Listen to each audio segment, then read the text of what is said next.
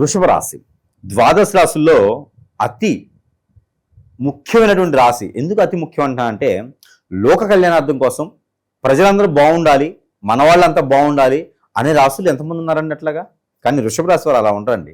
నిస్వార్థంగా అందరూ బాగుండాలి అనేటువంటి సంకల్పంతోనే ఉంటారు.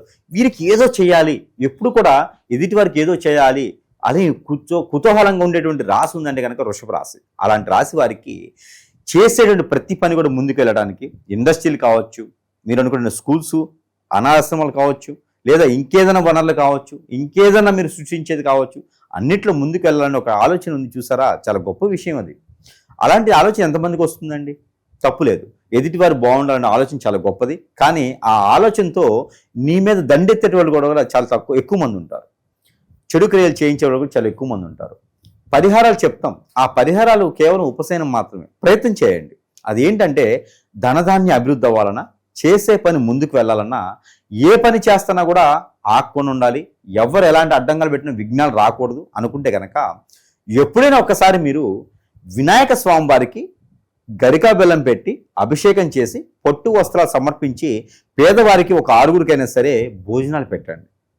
ఇది మీకు లైఫ్ లాంగ్ ఉండేటువంటి పరిహారం. నిమ్మకాయ గ్రీన్ కలర్ ఒకటి, కొబ్బరికాయ ఒకటి మీ తల చుట్టూతో దిష్టి తీసేసుకొని అమావాస్య పౌర్ణాన్ని చేయండి. తల చుట్టూతో దిష్టి తీసేసుకొని పారేటువంటి నీటిలో కానీ పొదలగాని చెట్లలో కానీ వేయండి. ఇది మీరు రెగ్యులర్గా చేసేటువంటి పరిహారం.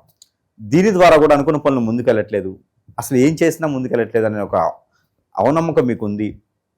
సరిగా తెల్లలేకపోతున్నానండి, నిద్రపోలేకపోతున్నానండి, అలానే భార్య మీద భర్త మీద కన్నేసి ఉండడం, ఎవరో వచ్చి ఇబ్బంది పెట్టడం, మీ మీద కన్నేసి ఇబ్బంది పెట్టడం, అసలు ఎదగలేకుండా చేయడం, మీ చేతిలో డబ్బులు రూపాయలు లేకుండా చేయడం.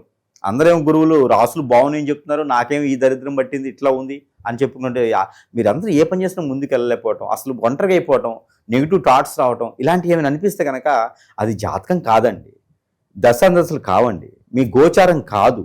అది మీ మీద చెడు క్రియలు. మంచిగా ఉంటూనే మీ బంధుమిత్రుల్లో నుంచే మీ మీద చేయించే చెడు క్రియలు అన్నీ ఉన్నాయండి.